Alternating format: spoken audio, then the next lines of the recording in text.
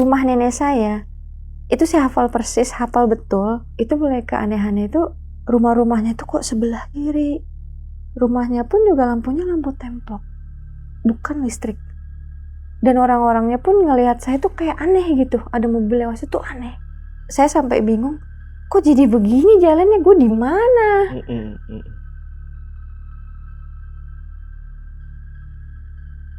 Pada saat itu saya bukan nanya ke rumah nenek saya lagi. Saya nanya, Bapak punten, kalau mau ke jalan raya kemana?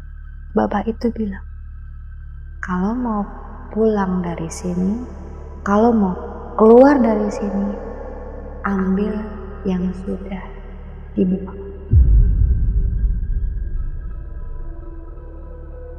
Eris dan anak itu turun. Izin ke toilet. Itu nggak tahu kok lama. Nah, sampai Rizal pulang, Eris belum datang. Pas saya turun dari mobil mau nyamperin, mereka datang. Tetapi di situ wajahnya anak udah mulai pucat.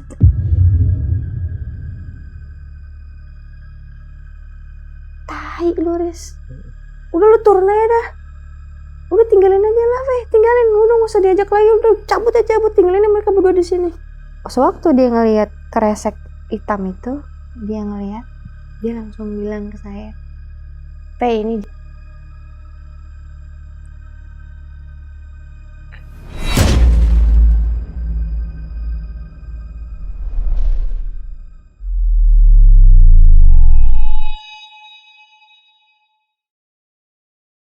niat liburan tapi malah tersesat di perjalanan, dan itu rasanya pasti nggak enak banget ya guys.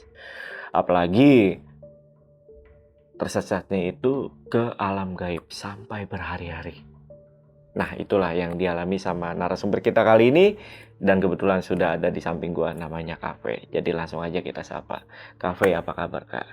halo, baik. Baik ya Kak ya? Baik banget. Oke, jadi Cafe ini kali ini dia mau bercerita tentang pengalamannya pada saat berlibur ke rumah neneknya sama temen tongkrongannya.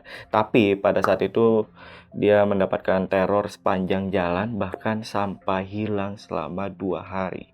Betul gak, Pi? Betul banget. Iya. Gimana tuh ceritanya? Awalnya memang tujuannya ke rumah nenek.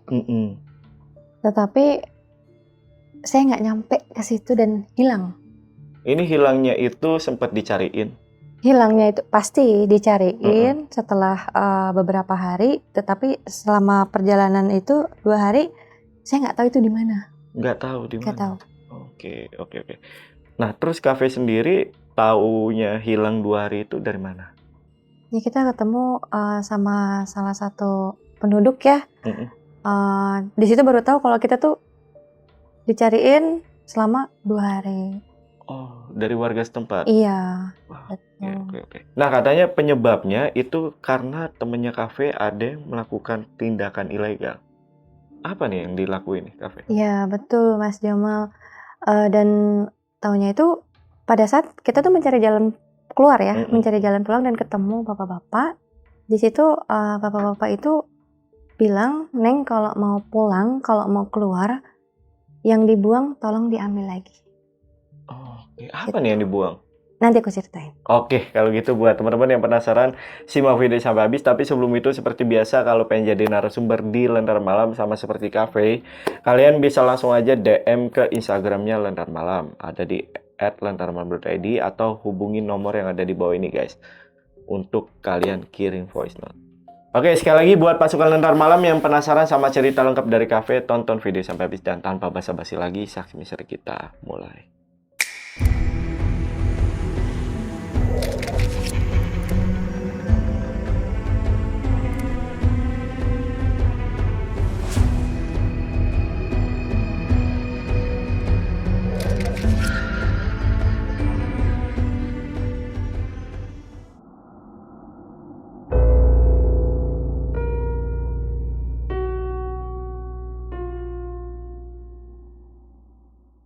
Itu di tahun 2009, di hari Sabtu. Kebetulan saat itu saya sudah kerja nih. Dan biasa Sabtu Minggu kan weekend. Jumat malam itu saya sudah kontakkan nih sama teman saya. Bro, mau kemana nih? Mau nongkrong kemana? Mau jalan kemana? Oke, Fe. nanti kumpul aja di base camp. Kita punya base camp itu Warkop Sunda, Warkop Kang Maman di situ. Singkat cerita, hari Sabtu setelah bada duhur saya berangkat ke tongkrongan itu. Nah di sana ada teman saya, Aji. Kebetulan memang dia kerja di steam motor yang nggak jauh dari Warkop itu. Lalu saya bilang tuh ke Aji, Ji, yang lain pada kemana? Belum pada datang, belum. Akhirnya saya chat satu-satu. Woi, mau ngumpul nggak? Mau jalan nggak? Gitu kan? Akhirnya teman-teman saya satu persatu datang. Akhirnya kita bahas nih, mau kemana nih? Malam mingguan nih, jalan kemana nih? Oke. Muncul gagasan, kita ke rumah nenek gua aja yuk. Saya bilang begitu kan. Oh boleh tuh, di mana? Di Sukabumi. Dan kita tuh sebelumnya nggak pernah ke situ. Kalau sama teman-teman ngumpul. Akhirnya kita mutusin, oke, karena teman-teman belum prepare, sementara saya sudah. Mereka pulang ke rumahnya masing-masing. Dan lokasi memang tidak jauh dari situ kan. Beberapa menit teman saya pulang. Nah ada teman saya satu datang. Itu namanya Eris. Nah dia nanya ke saya, Wih, mau jalan kemana, Faye? Gitu kan. Wih, ayolah ikut lah. Gue mau jalan ke Sukabumi nih. Mau ikut gak? Ke rumah nenek gue. Tempatnya enak banget loh. Nah, rumah nenek saya itu, jadi di daerah gunung, di Gunung Salak. Perjalanannya tuh, kita tuh bisa ke helipad, ke pembangkit tenaga listrik. Itu view-nya tuh bagus. Kebun teh, hampar. Itu enak banget. Sekarang ceritanya, teman saya, oh boleh, tapi gue boleh ajak cewek gue nggak? Nah saya waktu itu nggak berpikir panjang. Wah kebetulan nih karena teman-teman saya cowok semua, ada ceweknya buat temenin gue nanti nih. Oke, yaudah gue balik dulu. Mereka pada balik. Nah teman saya yang lain itu balik lagi kan. Ada Aji, di situ ada Rijal waktu itu. Oke Faye, ayo jalan. Tak dulu. Eris mau ikut. Lah ngapain sih lo ngajak-ngajak dia? Nggak apa-apa, gue udah kadung ngajak. Tapi dia ngajak ceweknya. Parah lo, katanya. Ngapain sih lo ngajak-ngajak ceweknya? Ya udahlah. Jadi nggak lama Eris dan pacarnya ini datang. Posisi di Warkop itu ada saya, Aji dan Rijal. Datanglah Eris sama pacarnya. Dikenalin lah saya ke pacarnya. Namanya Ana. Itu memakai hijab, pakai jaket, pakai jeans, pakai tas gemblok warna coklat. Itu tas gemblok warna coklat. Kalau saya lihat Mas Jamal itu masih sekolah, kayak masih kecil gitu. Kok masih kayak bocah sekolah sih gitu kan. Tapi saya nggak ambil pusing karena kita udah ngumpul, waktu juga udah siang. Kita mutusin, udah berangkat yuk, udah siang nih.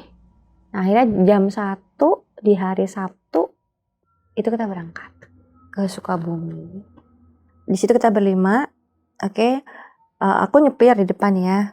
Rijal itu di samping saya, di belakang itu ada Eris dan Ana, dan di belakang itu ada Aji.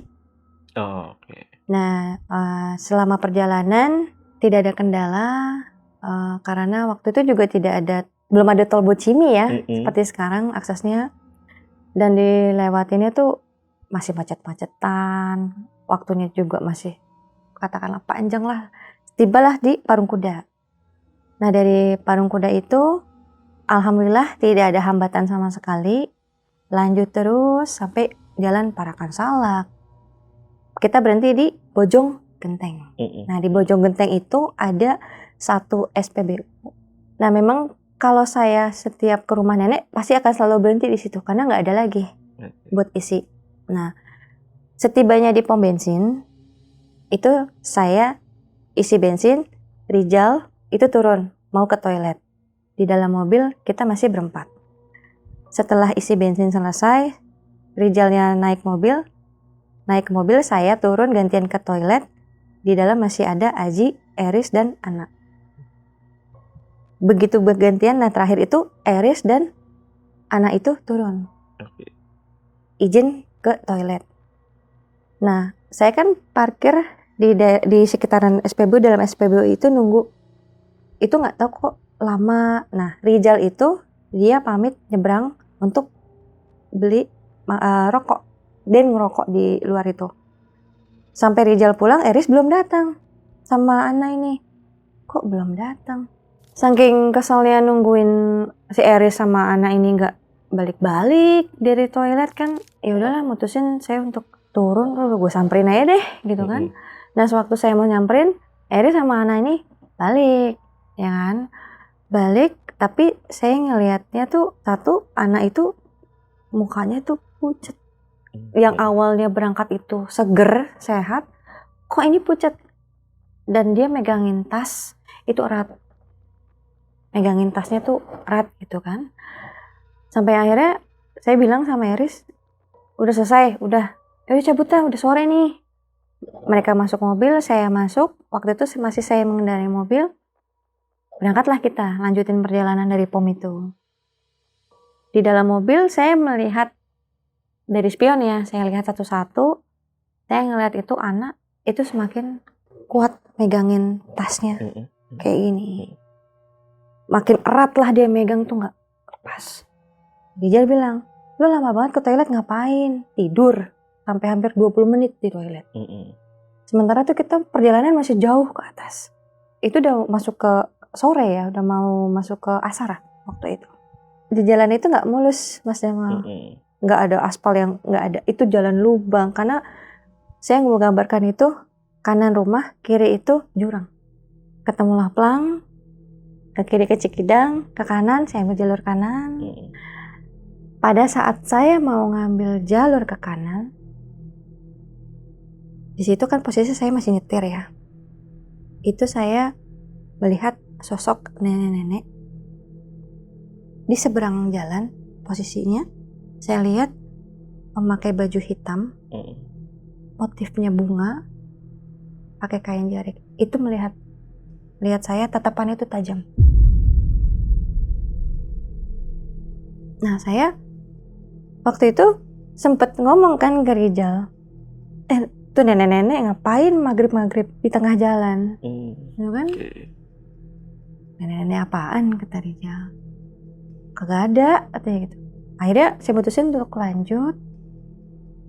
Nah pas setelah lanjut itu masih perjalanan itu cuacanya tuh sudah mulai hujan berkabut, dan saya ketemu sama nenek-nenek itu lagi. Posisinya itu ada di kanan saya, berarti dia depan saya kan. Kayak ngeliat dari belakang, kok bajunya sama ya, kebaya lurik kembang gitu, motif kembang, kainnya pun kain jarik di situ. Nah tapi saya nggak gubris, nggak apa. Saya ngomong, tuh nenek-nenek ada lagi ya. Nenek-nenek apa sih? Nggak ada siapa-siapa, kata teman saya. Ini jalanan. Sempat saya berhenti di situ kan. Sempat saya berhenti. Saya bilang, aduh, kok gue ngantuk ya? Karena udah lama kan nyetir gitu kan. Gantian dong nyetir. Akhirnya yang menggantikan tuh Rijal waktu itu. Saya posisinya duduk di samping Rijal, lanjutkan perjalanan. Ketika ada jalan cabang lagi 2, ke kanan dan ke kiri, saya bilang, duh, saya ngantuk banget di situ, Mas Jamal. Di posisi itu udah deket sama rumah nenek saya. Ku tidur sebentar ya, 10 menit aja. Saya bilang, 10 menit aja, ku tidur please, ngantuk banget. Akhirnya nanti kalau ada belokan kanan, lu belok kanan, itu belokan terakhir gitu kan. Oke. Tapi ketika itu, setelah saya tidur, bangun, itu jalanannya udah beda. Posisinya ada berkabut, tebal, tipis, tebal, tipis.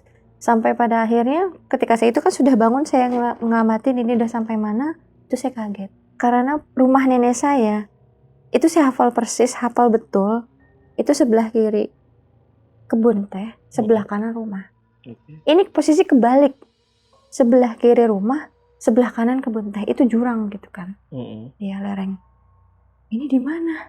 Lah, lu gimana sih? Ini kan sesuai sama yang lo kasih tahu tadi. Belokan terakhir belok kanan.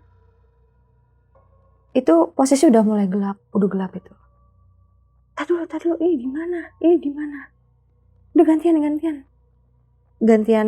nyetir kan, gantian lagi nyetir di situ. Enggak, nih rumah nenek gue tinggal dikit lagi, udah orang gue tinggal sebentar, tidur 10 menit tuh nyampe gitu. Itu mulai keanehannya itu rumahnya tuh kok sebelah kiri. Rumahnya pun juga lampunya lampu templok, bukan listrik. Dan orang-orangnya pun ngelihat saya tuh kayak aneh gitu, ada mobil lewat situ aneh. Oh, ada orang-orang. Ada orang-orang tapi ngeliatinnya tuh aneh gitu ngeliatin.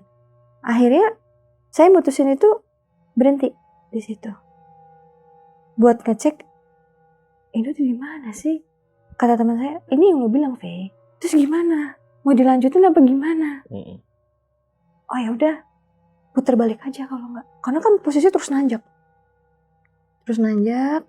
Udah putar balik aja. Akhirnya pas putar balik, karena itu ngepas satu mobil, putar balik. Pada saat muter balik itu, keanehan tuh ada. Apa? Harusnya kalau orang nanjak, itu pada saat kita putar balik turunan kan? Iya. Itu nanjak lagi. Itu nanjak lagi. Di situ bingung. Lah, kok yang awalnya tuh saya sendiri nih, kok begini ya? Saya nanya teman saya, kiri Jal ini. Jal, lo ada yang aneh gak Jal sama jalannya? Maksudnya? Katanya. Harusnya kalau tadi tanjakan, pada saat kita putar balik, itu harusnya turunan Jal. Kok ini tanjakan lagi Jal? Oh iya ya, itu yang baru sadar tuh Jal. Yang lain aku belum tahu ya reaksi mereka tuh apa. Akhirnya kami memutuskan untuk berhenti. Untuk berhenti dulu, ngeliat suasana itu di mana. Kok posisinya kok kebalik gitu. Harusnya rumah di kanan, kebun teh di kiri, ini rumah di kiri, kebun teh di kanan gitu. Nah pada saat kita udah putar balik, kita putuskan untuk nongkrong, teman sebat gitu kan, lempengin kaki dulu, minum dulu gitu kan. Setelah itu gak lama kita mutusin buat jalan lagi lah, jangan kelamaan di sini. Oke. Tapi di situ saya pribadi yang nyetir itu bingung, dibuat keder gitu. Ini jalannya tuh yang bener yang mana sih? Mau ke sana atau mau ke sana? Ini kita udah putar balik kan ya? Udah. Berarti ke sini harusnya turun. Oke, karena posisi jalannya tuh sama. Naik lagi. Nah, sampai akhirnya kita ketemu di jalan cabang. Nah, itu posisinya tampilannya tuh berubah. Jadi pohon sawit.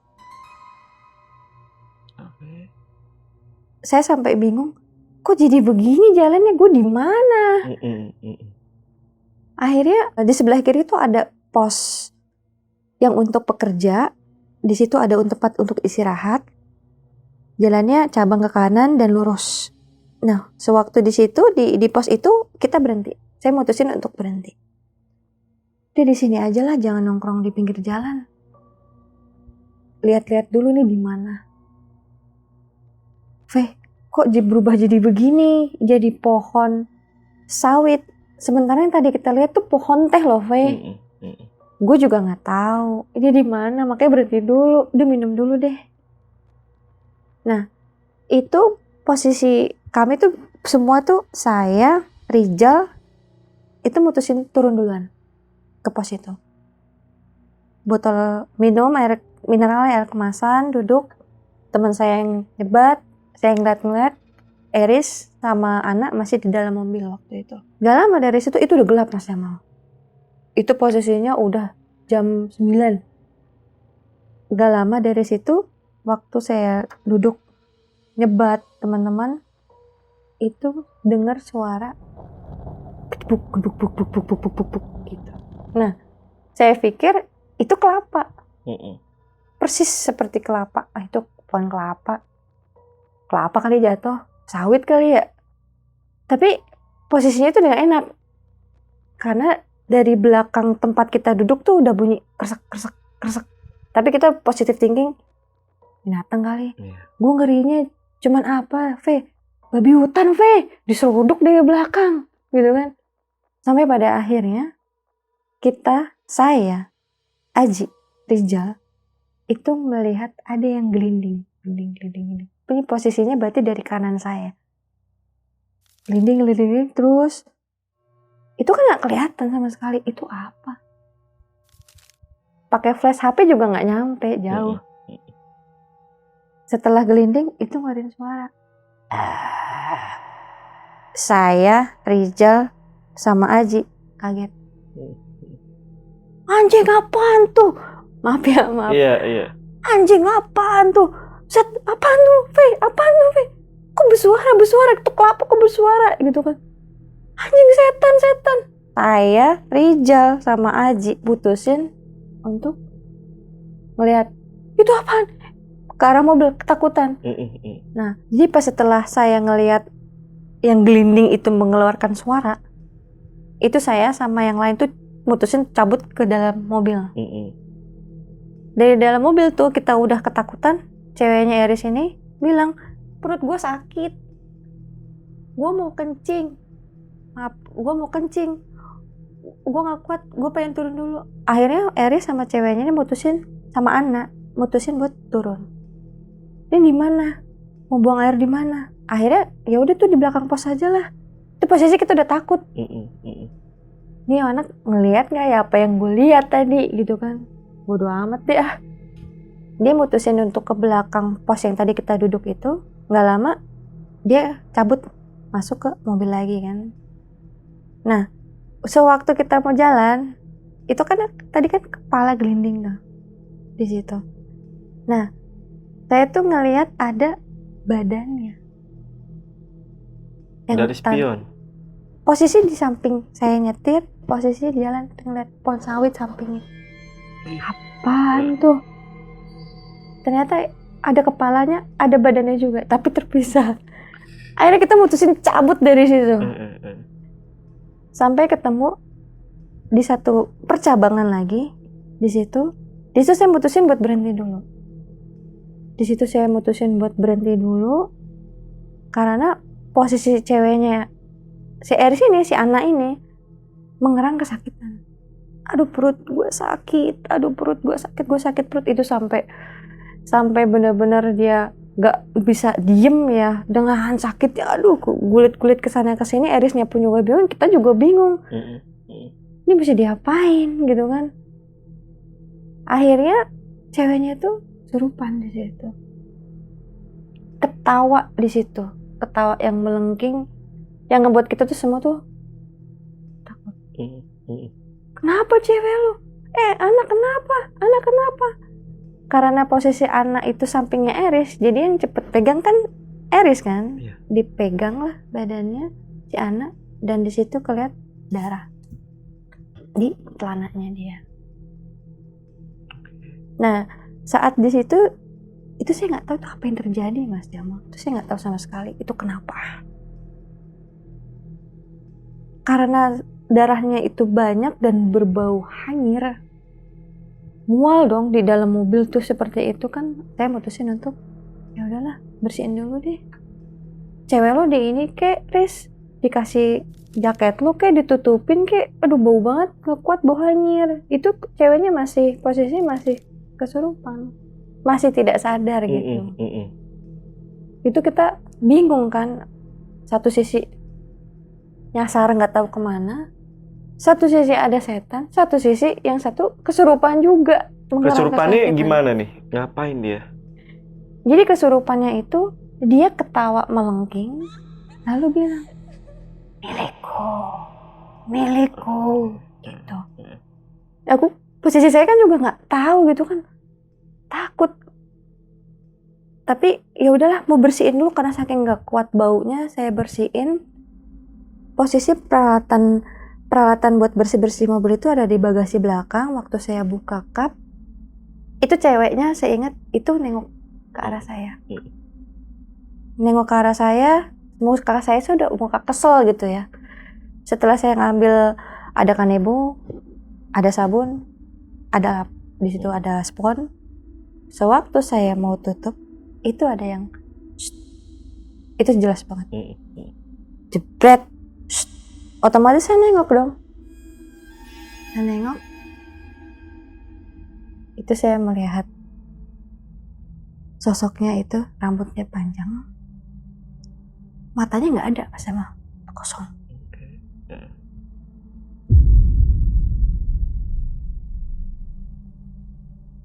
Kulitnya itu kayak kulit kebakar gimana ya, ada tapi sedikit, nggak full gitu. Itu jarinya hitam ininya, dan warna bajunya pun juga coklat, ada berbau hanyir lah, darah di situ ya kan. Sewaktu saya ngelihat itu saya udah banting, tutup, langsung masuk.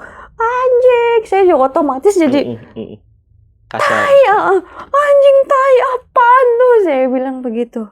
Apaan Ve, anjing, ada setan di atas cup, di atas setan. Dan ceweknya si Eris nih, anak ini masih tetap ketawanya, masih tetap dalam keadaan panik, berangkat lagi, jalan lagi. Tuh saya nggak jadi beresin darahnya tuh, nggak. Sampai akhirnya saking udah tahu itu jalanan tuh nggak tahu mau kemana lagi ya kita tuh jalannya itu, sampai ketemu lagi jalan cabang lagi Mas Jamal. Jadi sepanjang jalan tuh saya ketemu jalan cabang, lurus belok dah, gitu aja. Nah, sewaktu di jalan cabang terakhir ini saya berhenti, itu teman saya si Aji itu udah kedinginan dia. Kafe lapar, haus juga, karena posisi cadangan makanan kita nggak ada, kita mikir kan nggak sampai nyasar gitu kan. Ceweknya si anak ini masih kesurupan. Buset. Aku posisinya si Rijal juga, Ve, gue udah lapar Ve, ini di mana? Gue udah nggak betah, gue pengen balik gitu. Saya mutusin buat turun dari mobil. Niat saya buka kap mobil gitu kan, karena udaranya tuh itu dingin banget, berkabut. Pikirnya saya dapat hangat dari mesin. Sewaktu saya buka kap, saya rasain itu mesin mobil itu nggak panas, dingin. Kayak nggak jalan mobil itu. Akhirnya saya sempet ke tempatnya Rizal. Jal, ini dah, lu cobain dah, nih, lu pegang dah mesin mobil. Kok nggak panas ya? Kan tadi kita jalan dari sono, Jal, baru berhenti Jal. Ah masa sih Ve? Si Rizal turun, dia pegang, dingin. Seperti tidak nyala tuh mobil. Kapnya pun dingin. Si Rizal makin overthinking kan, ngeliat si Ana juga kayak begitu, kesel, dia dongkol banget kan. Ini kenapa sih, ada apaan sih kok sampai begini? Si Rizal mutusin masuk mobil, naik mobil lagi karena udaranya makin dingin. Saya ngeliat jalan, ini lurus apa belok kiri ya? Lurus itu posisinya seperti pohon-pohon sawit lagi, sebelah kiri tuh ilalang tinggi. Ilalang tinggi itu mungkin tingginya setinggi kijang LGX lah, tinggi itu. Saya mikir kalau lurus kita kemana, kalau turun mungkin ketemu rumah-rumah nih, karena posisi kalau gunung turun gitu kan. Ah udahlah. Sewaktu saya lagi ngomong sendiri, udah gue lewat jalan sini aja. Muncullah bapak-bapak dari arah ilalang tersebut.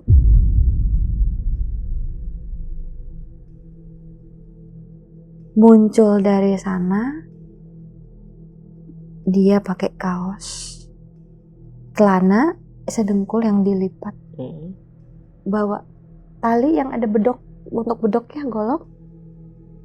Pada saat itu saya bukan nanya ke rumah nenek saya lagi, saya nanya, Bapak punten, kalau mau ke jalan raya kemana? Bapak-bapak itu awalnya tuh cuma liatin saya dulu, karena posisi jalannya di belakang dia begini. Dia nunjuk pergi. Tetapi sebelum bapak itu pergi, bapak itu bilang, kalau mau pulang dari sini, kalau mau keluar dari sini, ambil yang sudah dibuang. Nah, saya posisi bingung. Ambil yang udah dibuang. Punten bapak, maksudnya apa? Kalau 2 kali dia bilang, kalau mau pulang dari sini, keluar dari sini, ambil yang sudah dibuang. Sampai akhirnya sayanya, oh ya Pak, makasih. bapak itu pergi ke arah yang jalan saya tadi, saya otomatis ke mobil kan, ke tempatnya Rijal dulu, kiri depan situ saya ngobrol. Jalannya situ tuh, tadi gue ngobrol sama bapak tadi tuh. Rijalnya bilang, lo ngomong sama siapa? Lo dari tadi ngomong sendiri,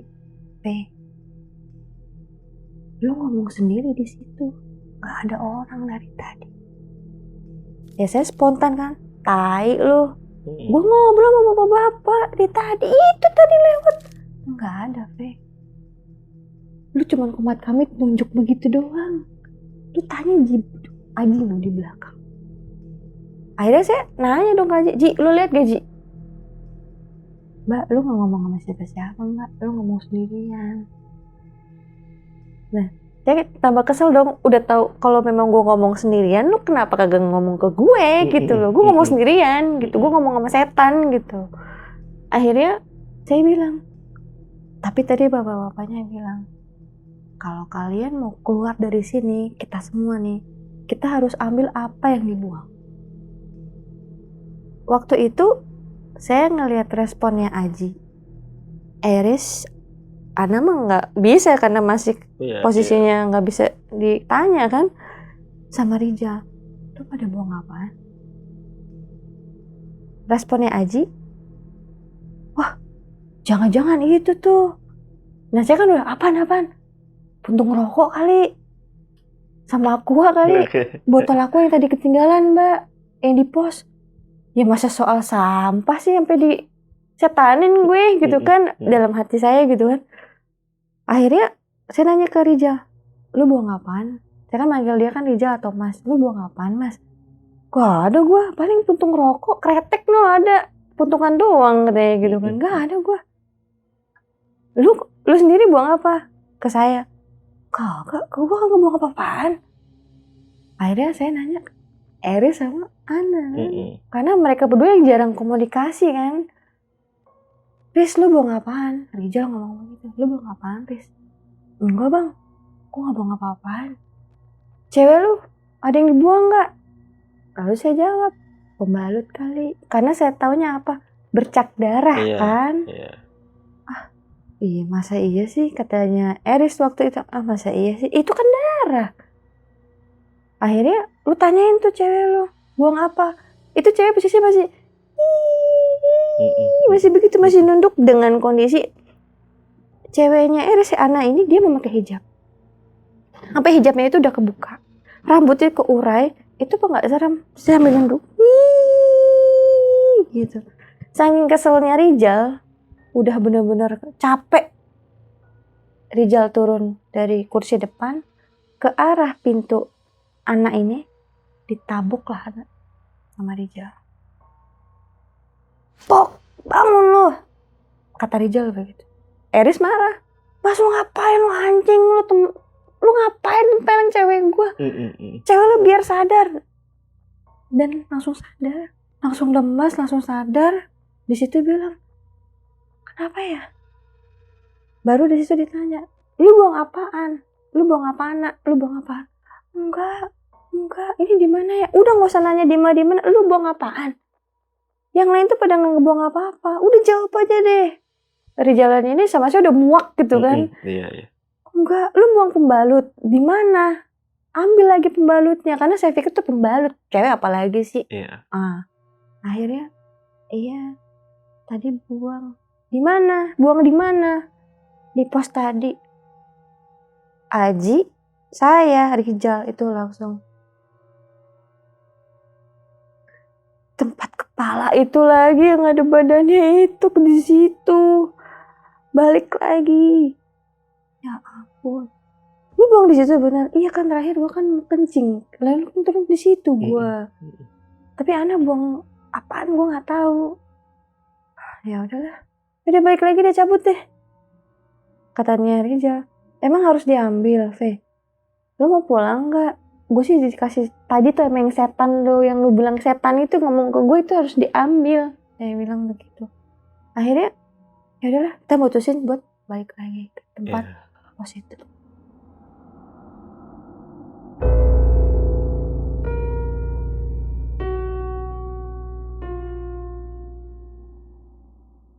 Sesampainya di pos, itu udah makin gelap, udah bener-bener gak kelihatan sorot lampu, cuman dari sorot lampu mobil. Mobil itu posisi gak saya matiin, sengaja biar ada penerangan. Posisinya berarti si posnya itu di sebelah kanan kan. Iya. Datanglah ke sana, ke pos itu. Pertama yang turun itu Rijal, Eris, Aji. Saya masih sama si anak di dalam mobil. Mereka nyari nggak nemu. Akhirnya Ana disuruh nyari. Ananya turun, saya sendirian di mobil. Saya takut karena habis ngeliat kepala badan itu. Aji ikut turun ah. Ikut turun saya. Akhirnya berlima tuh nyari. Dan sewaktu dicari sama si anak itu nemu kresek.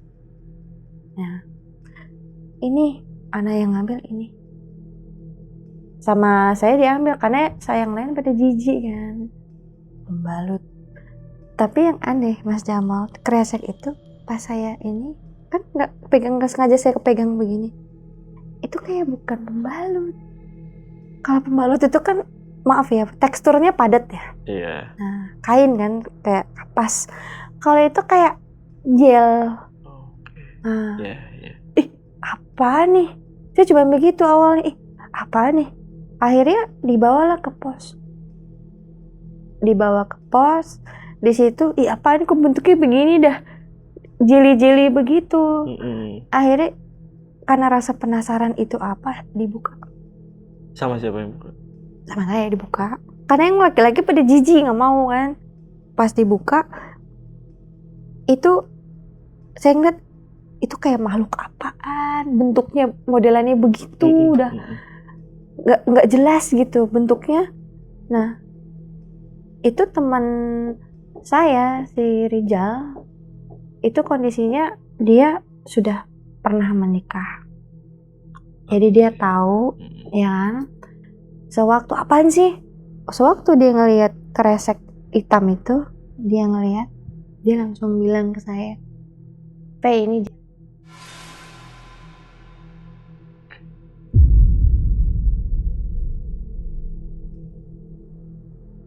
ini janin. Itu sewaktu dia ngomong janin, itu udah ambiar saya.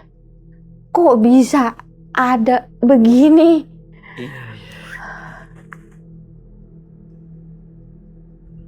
Saya nggak tahu itu usia berapa bulan, karena posisi saat itu saya belum nikah. Saya nggak tahu. Dari situ, itu kita udah nggak kepikiran tempat itu kita tadi ketemu setan ya. Udah kesel kan di situ. Eris sama anak bener-bener nih maunya apa sih dari situ. Mereka berdua ngelihat itu gimana? Diam, nunduk. Mungkin juga karena takut juga sama kita. Posisinya Rijal udah bilang, tai lu Riz, udah tinggalin aja lah tinggalin, udah gak usah diajak lagi, udah cabut, tinggalin mereka berdua di sini. Itu akhirnya sampai mohon, jangan tolong jangan serem banget akhirnya ya udah naik aja lah. Yang ada nanti urusannya panjang kalau sampai saya tinggal di situ. Sementara ini kan masih berdarah kan dia di situ. Singkat ceritanya, ya udah kita lanjut perjalanan dan ketemu ilalang tadi. Saya ngambil ilalang itu jalan ke bawah. Posisinya dia nurun terus. Kalau dilihat itu tanah merah. Tapi sewaktu itu kan saya yang nyetir. Jadi saya bisa ngerasain kayak posisinya itu turun dari akar-akar. Itu ngegloser. Tapi itu tanah merah kayak kok konturnya tuh kayak akar, tapi dilihat itu tanah merah. Bodo amat deh, yang penting gue pulang. Itu muncul kabut lagi. Kabut, tebel, tipis, baru ketemu jalan. Jalan raya langsung? Belum. Oh, belum. Baru ketemu jalan. Istilahnya jalan itu jalan berbatu, beneran ada rumah di situ. Loh, ada rumah gitu kan. Posisi jalannya itu nggak terlalu besar, ngepas satu mobil. Saya ikutin jalan itu, lurus, belok kiri, mentok belok kanan, mentok belok kiri. Dan di situ saya diputerin sampai berapa kali Mas Jamal, nggak ketemu jalan. Saya pikir tuh sudah selesai gitu, ternyata belum. Diputerin berapa kali sampai akhirnya di situ ada jalanan ke kiri. Saya ngambil kiri, saya kejeblos di situ. kejeblos mobil. Sewaktu kejeblos, itu kan otomatis kaget semua. Ternyata itu ada sedikit space untuk sawah-sawah padi. Gitu. Setelah ngejeblos ada suara ketawa. Suaranya. Akhirnya kita mutusin, ini gimana? Karena ngejeblosnya nggak terlalu dalam, kita ngumpulin batu. Diungkit ya, biar bisa naik kan. Saya, Aji, Rizal, sama Eris waktu itu. Posisinya saya yang pegang kemudi, 3 laki-laki ini yang ngungkitin deh. Sudah bisa, sudah naik lagi, 1 ban itu udah naik, kita putusin untuk jalan naik. Sewaktu jalan, itu baru ketemu jalan Mas Jamal. Tadi tuh nggak ada jalan itu. Sampai sudah berapa kali putar-putarin nggak ketemu jalannya. Terus kita terusurin terus, sampailah kita di rumah warga. Saya udah nggak mikirin rumah nenek, saya pengennya pulang saat itu. Ketemu salah satu rumah warga, itu udah mendekati subuh. Dan di situ juga terakhir itu saya berhenti, punten awalnya. Ibunya itu ngelihat, saya masih ingat ibunya itu ngelihat di pintu sahanya. Karena ngeliat plat mobil B, saya ditanya, punten ibu kalau mau ke jalan raya kemana? Jalan raya? Neng dari mana? Mau kemana? Dari mana? Saya tadinya mau kemana? Mau ke daerah helipad Ciawi Tali, Bu. Ini di mana? Oh, itu mah jauh, Neng, dari sini. Neng kesasar saya dari atas. Atas mana? Dari atas saya, Bu, sana ilalang turun. Nggak ada jalan, Neng. Dari sana nggak ada. Ibunya ngomong, udah Neng masuk dulu, dia masuk. Kita berlima mutusin buat masuk. Kita pamit, Bu, pamit mau ke kamar mandi ya. Mau cuci-cuci karena posisi bener-bener udah nggak enak. Si Eri sama anak ini masih duduk di ruang tamunya. Kita mah udah bodo amat dah lu, gue mau kamar mandi aja dulu dah, mau bersih-bersih. Setelah kitanya bersih-bersih, nah si Eris ini baru nih kita bahas di situ. Bahasnya, oh ini ayah getih, maksudnya getih darah gitu ya. Neng pamali, Neng ganti, disalin katanya gitu. Nih ada sarung, ibu pakai ya. Ada si anak ini salin celananya yang sudah ada darahnya.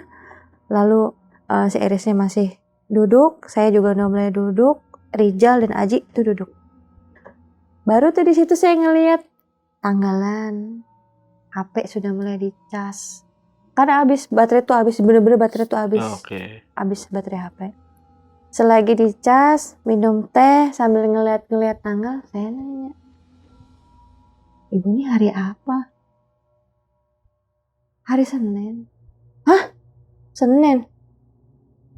Serius, Bu? Iya. Saya masih belum percaya. Nunggu HP nyala, baru tuh percaya kalau HP kan. Iya.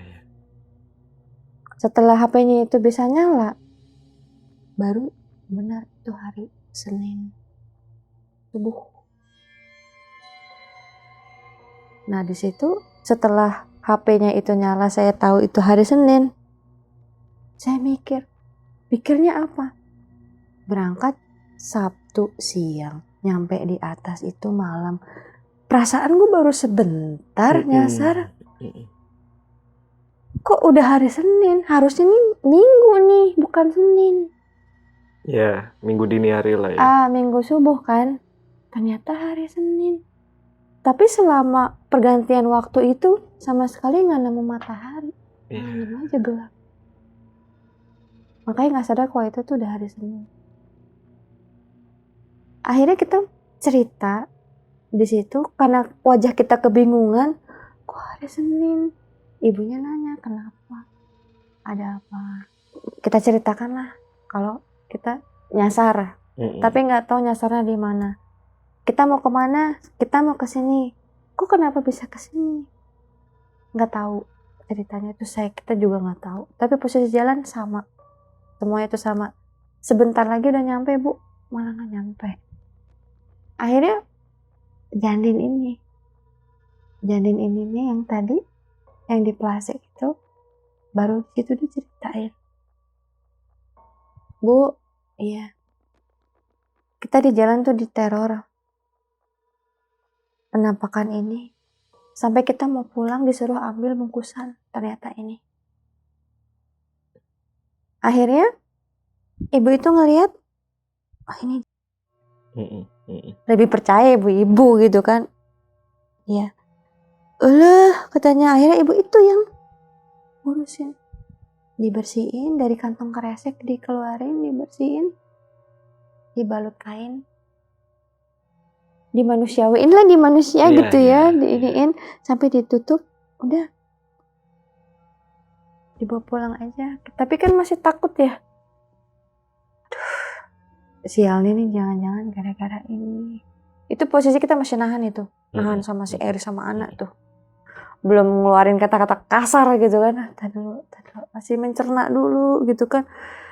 Tapi Rizal udah kesel banget, Rizal tuh, aduh, udah cabut yuk, cabut pulang, cabut. Bu nanti nih pulang, udah Neng ikutin jalan aja. Bu nanti ada setan lagi nggak? Neng ikutin.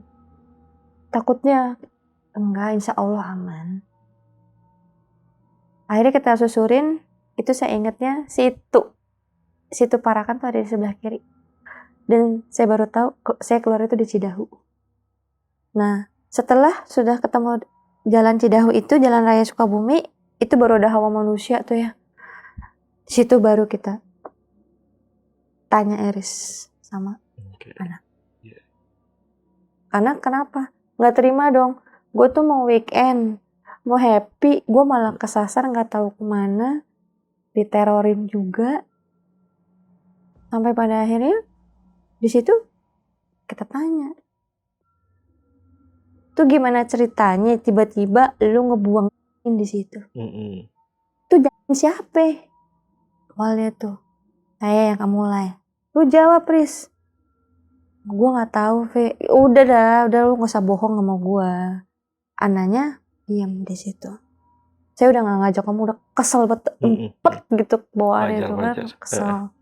Akhirnya si Eris ini menjelaskan. Jadi, Ve, lu kan ngajakinnya di hari Sabtu. Sehari sebelumnya, gue itu sama anak mencoba buat. Nah, caranya itu nggak tahu ya, saya nggak tahu posisinya dia ngapain, nggak tahu. Ataukah minum obat atau apa, tetapi Iris bilang reaksinya itu 1x24 jam atau keesokan harinya. Nah pas banget dong, V, lu ngajak gue takutnya Ana di rumah itu ketahuan sama orang tuanya, makanya gue ajak pergi. Barangkali di luar lah nggak ketahuan. Lalu saya nyaut, iya sama keluarganya nggak ketahuan, tapi lu nyelakain temen-temen, lu kena sialnya gue sama yang lain. Lu gila lu, untung anak orang nggak mati pendarahan. Coba kalau urusannya panjang loh. Bener. Saya bilang begitu kan. Ya udah gue minta maaf. Akhirnya waktu itu sempet Rizal nanya, emang udah berapa bulan? 4 bulan. Udah gede ya tuh. 4 bulan itu udah ada ruhnya kan. Udah ada ruhnya. Nah, akhirnya si Rizal ini, oh pantesan di jalan kita disasarin, kita disuruh ambil yang udah kita buang. Ya lu ngebuang orang lo, itu udah ada rohnya loh. Ketemu setan juga, wah parah banget lo, Riz. Akhirnya Iris di situ cuma bilang maaf, gue minta maaf, jangan kasih tahu siapa-siapa, gue minta maaf. Saya nanya tuh, kok bisa gitu ada itu, gimana ceritanya tuh gimana? Ternyata Iris cerita ngeluarinnya itu pada saat dia mungkin ngelahirin ya, di janinnya itu, benar. di pom bensin itu. Yang saya lama nungguin sampai 20 menitan. Iya. si anak itu datang dalam keadaan pucat. Dan gak lama kan dia di ujak mobil tuh kan darah di situ. Nah kondisinya terakhir juga sudah mulai membusuk ya, karena kan jadi selama dari pom bensin itu setelah dia ngelahirin ditaruh di kresek, dibawa-bawa di dalam tasnya. Karena posisinya itu si anak itu megang erat banget tasnya gitu, seolah-olah tuh kayak nggak boleh lepas banget gitu sama tasnya. Sampai terakhir dia mau pipis, dia mau ke belakang sakit perut, di pos itu dibuangnya. Terus responnya Rizal sama saya udahlah, udah capek, udah kesel, udah segala macam. Eris bilang, nanti gue turunin di Jalan Raya Bogor ya, Fe, sama anak. Bodo amat deh, selalu. Saya cuma jawab itu doang waktu itu. Setiba di Jalan Raya Bogor itu, Eris dan anak itu turun, kembali kan bertiga sama Aji. Nah Aji ini jarang ngomong ya, karena dia yang paling muda di tongkrongan. Ibaratnya dia yang paling disuruh-suruh, jadi dia diem aja. Nah tapi ada cerita dari Aji. Selama kita perjalanan pulang nih, dari ngedrop si Eris itu. Jadi Aji kan duduk paling belakang. Kenapa dia jarang ngomong? Itu ternyata dia ngikut. Ini Eris, ini anak, di tengahnya ada yang ngikut. Jadi tengah tuh mereka bertiga, kita nggak tahu. Tapi Aji yang di belakang tuh dia, makanya dia diam sepanjang jalan nggak ngomong. Saya bilang, lu ngeliat apaan, lu nggak ngomong? Boro-boro gue ngomong, gue kan jauh sama lu di depan, gue paling belakang. Ntar kalau dia nengok gimana gue gitu kan? Gue takut, pakai gue diem aja mbak. Gue udah takut banget sampai gue mau pulang gitu kan. Aduh, makanya gue sampai menggigil itu, dia nahan ketakutan di situ. Karena nggak mungkin kan kita prepare tuh pulang tuh pakai jaket, sepatu, nggak yang celana pendek biasa gitu.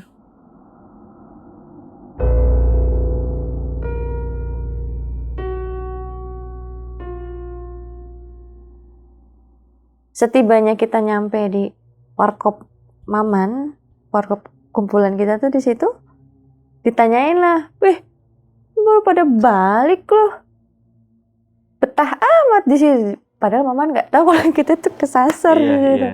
Bilang, diem lu. Saya ingat tuh Rizal, udah diem lu. Udah pesen kuku Bima 1. Saya masih ingat kuku Bima extra aja 1, sih dia aja kan. Udah gue cabut deh. Gue cabut Ci. Lalu mau kemana, Fe? Udah gue mau balik. Udah gak enak badan gue. Udah. Bukan gak enak badan. Ih nyokap gimana nih? Gue gak kerja dalam hati. Anjir ya Senin. Gue kudu kerja gak kerja. Dia kan udah gak kerja gitu kan. Emak gue gimana? Di mobil udahlah. Pasrah. Mau balik ya udah cabut. Sampai pulang tuh kan saya di rumah. Setiba saya di rumah, ibu saya tuh udah wajahnya tuh udah asem. Udah nggak pakai negor, coba ngelengos, udah diam. Assalamualaikum, Bu. Nggak dijawab. Udahlah, saya nunduk masuk aja udah. Saya bersih badan.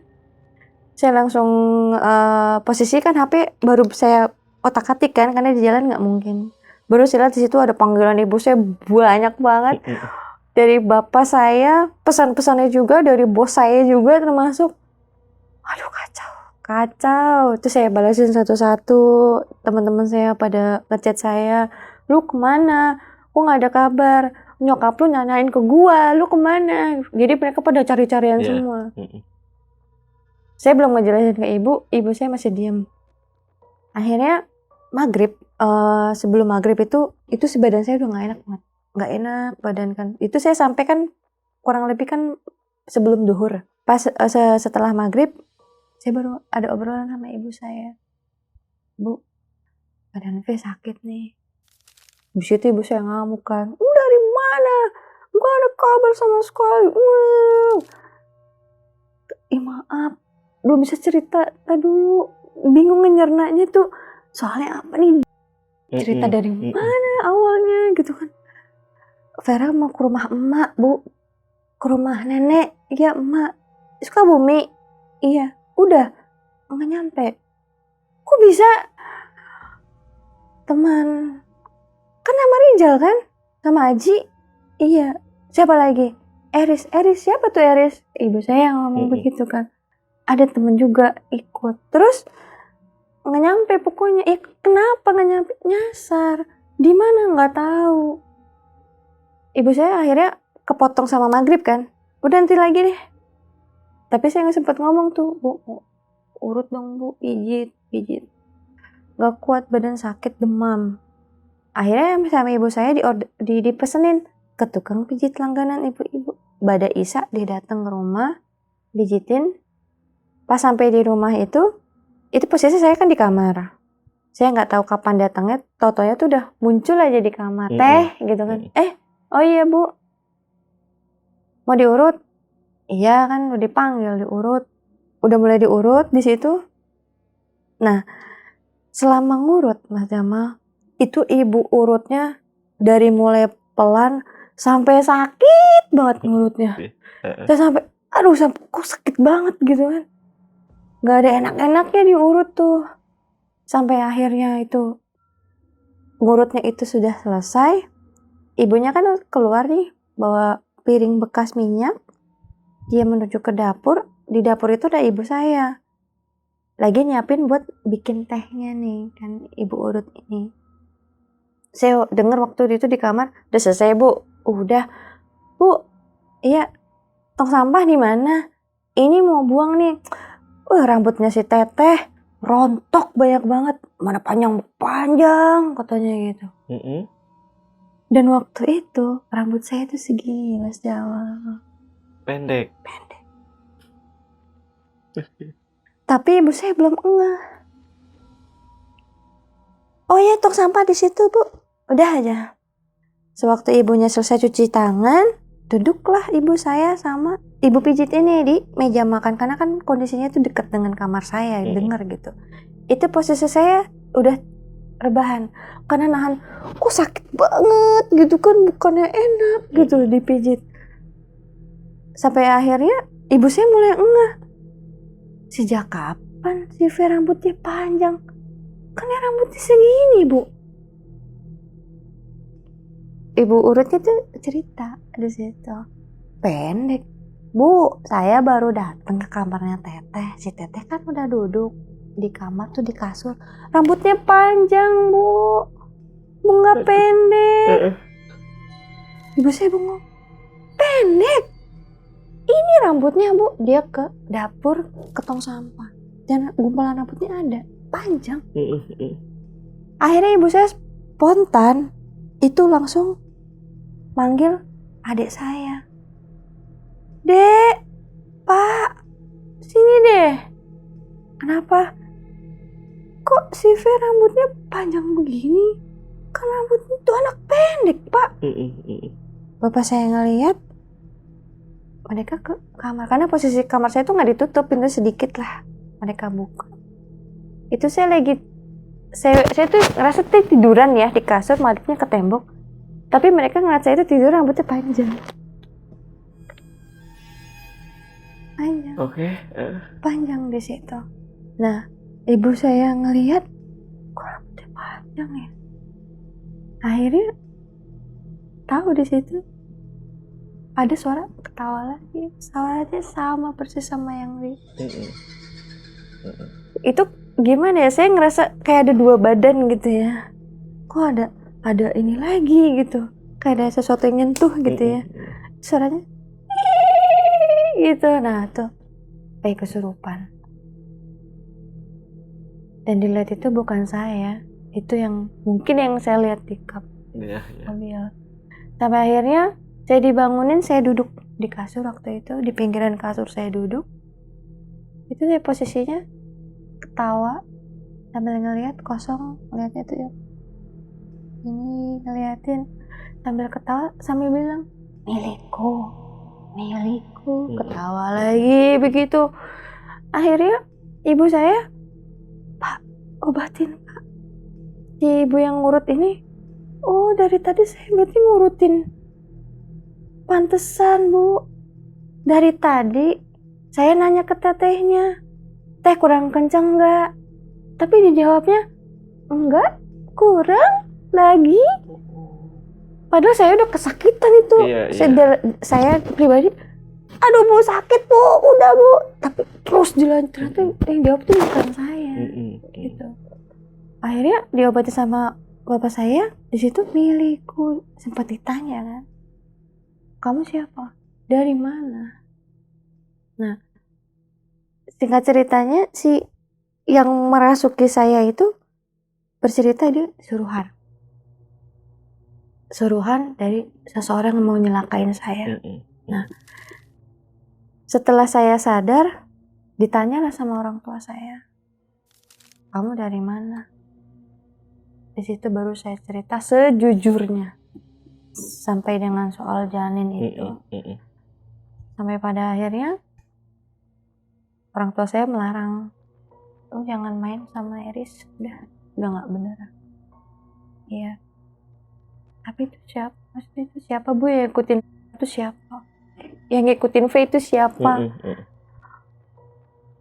Gak tahu. Ibu urutnya masih ada, dia shock. Dia shock karena posisinya selama dia ngurut saya, diajak ngobrol ternyata yang nyaut itu bukan saya. Iya. Singkat cerita di tahun 2016 saat itu, karena nenekku sudah mulai sepuh ya, untuk pengobatan lebih lanjutnya itu dari Sukabumi itu dirawatlah di Jakarta. Oh, nenek sakit. Karena memang sakitnya tuh jantung ya, tidak bisa ditinggalkan rumah sakit itu. Akhirnya nenek ditaruh di tempat uwa. Di sana.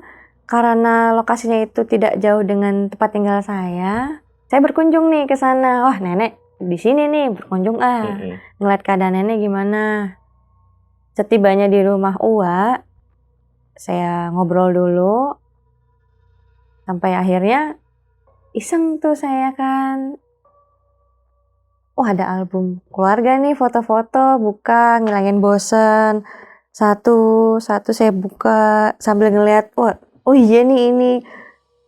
Lalu ada satu album yang saya buka, itu saya diam di situ. Lah, ini foto mukanya sama nenek yang saya temuin di gunung itu, yang saya hilang itu di sana. Yang awal-awal? Yang saya kesasar. Oke. Saya sempat 2 kali ketemu kan. Pertama pas waktu saya belokan, yang kedua sudah berapa jauh ketemu lagi di pinggir jalan itu. Itu saya bengong dengan warna kebayanya, coraknya tuh sama. Itu saya sampai liatin terus, kok mirip ya? Tetapi waktu saya ketemu nenek itu juga wajahnya tuh familiar gitu. Kok kayaknya saya kenal, tapi siapa ya mukanya? Akhirnya saya nanya, ini, Mak, Nek, ini siapa? Oh ini mah uyut kamu. Langsung saya diem di situ. Astagfirullah. Jadi yang saya temuin itu sewaktu di gunung itu uyut saya. Sewaktu saya ngeliat, itu kan pandangannya tajam ke saya, ngeliatin. Dan yang kedua dia ngeliatin saya itu begini, seolah-olah saya tuh nggak boleh pergi gitu, begini. Karena memang kebetulan nenek saya dan uyut saya orang Sukabumi asli. Gitu. Itu sih yang buat saya asli, ini fotonya, mukanya. Padahal saya nggak kenal sama sekali. Paham. Itu ceritanya Mas Amal. Terus Cafe, sekarang Eris sama Ana gimana itu? Nikah gak? Nikah dia. Nikah. Oh, Jadi ini udah beberapa tahun yang silam ya. Sewaktu saya lagi nongkrong lagi, saya nanya, bocah kemana itu? Siapa? Saya waktu itu masih ini ya, ngablak gitu kan. Kampret kemana tuh? Saya inget banget. Oh itu nikah, dia nikah, merit, ketawa juga, tahu kayak nikah aja. Nah setelah dari nongkrong beberapa bulannya, kurang lebih hampir 5 bulan lah, saya ketemu sama Iris. Dia minta kerjaan sama saya.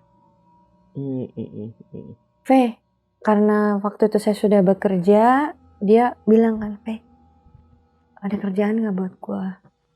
lu udah nikah ya? Iya gue udah nikah. Sama yang kemarin? Iyalah lu udah bongkar pabrik juga lu harus Iya. diiniin lah. Saya waktu itu bilang begitu kan. Akhirnya saya coba cari pekerjaan lantaran background pendidikan yang kurang. Susah lah Ya, tamatan. Iya, tamatan yang tidak memenuhi syarat lah gitu kan. Aduh berat banget. Nah itu terakhir saya ketemu sama dia.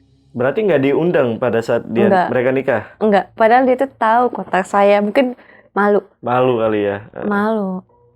Malu di situ dia. Tapi kalau menurut Mbak Vin sendiri, kenapa sosok perempuan yang ditemuin di hutan pada saat nyasar itu ngikut ke kafe? Jadi ini dari orang tua saya ya. Heeh.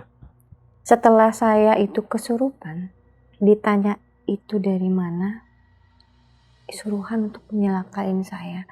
Setelah dari kejadian itu orang tua saya nggak tinggal diam, coba nyari tahu. Karena saya bergaul itu saya pasti, Bu, Beh, ini teman saya. Ini namanya ini, rumahnya ini, orang tuanya. Jadi mereka tahu hafal. Iya. Nongkrong di rumah, jadi nggak ngerasa khawatir. Tapi mereka ada perasaan sama si A, B, C, kok sama si B agak klak gitu ya, kok ada ngeganjel gitu ya, ada apa gitu. Dan anaknya nggak pernah nongkrong lagi, nggak pernah nongol. Sama siapa nih yang dimaksud? Beda lagi, nggak di situ. Biasanya tuh saya berenam, ramai di situ. Tapi satu ada yang kepental karena ada masalah sama saya. Gitu. Nah, ternyata ini bawaannya dia tuh mau nyelakain saya juga di situ. Itu dicerita panjang lagi Mas ya. Tapi aman, dari situ udah aman. Maksudnya udah keusir atau sempat balik lagi sosoknya gitu, ganggu lagi? Oh itu terus Mas Jamal. Sampai beberapa tahun saya pindah kosan, saya nggak tinggal di rumah. Sampai saya kecelakaan, saya mau meninggal juga. Karena saya dijadikan target tumbal. Oke, kalau gitu nanti untuk lanjutannya teman-teman tulis di kolom komentar ya seperti biasa ya.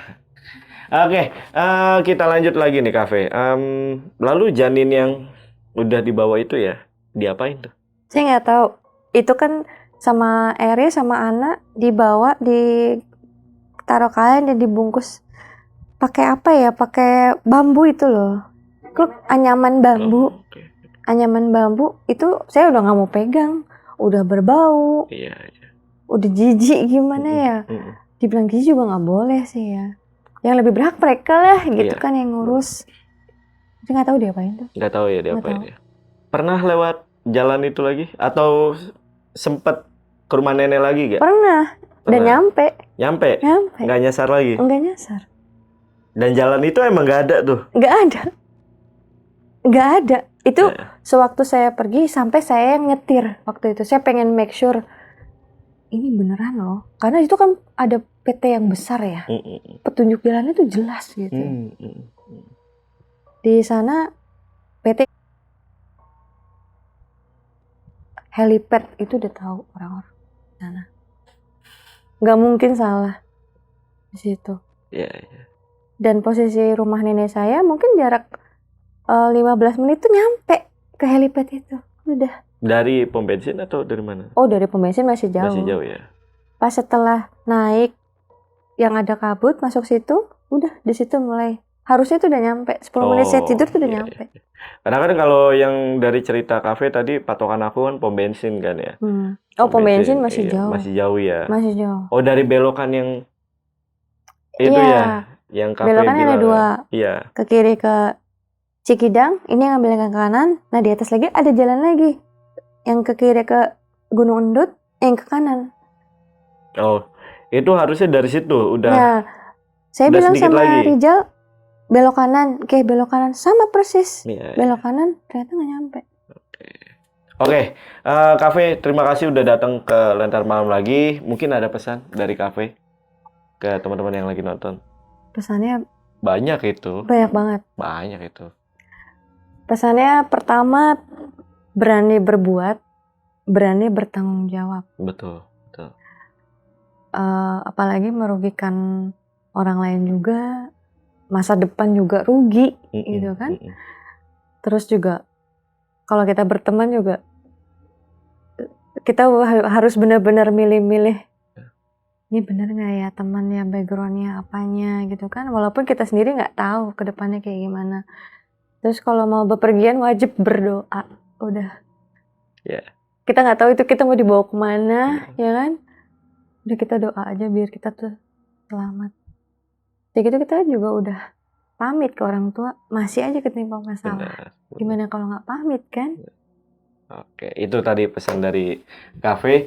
Terima kasih sekali lagi. Dan untuk video kali ini, gue rasa cukup. Gue Jamal dari Lentar Malam dan Cafe izin pamit. Bye.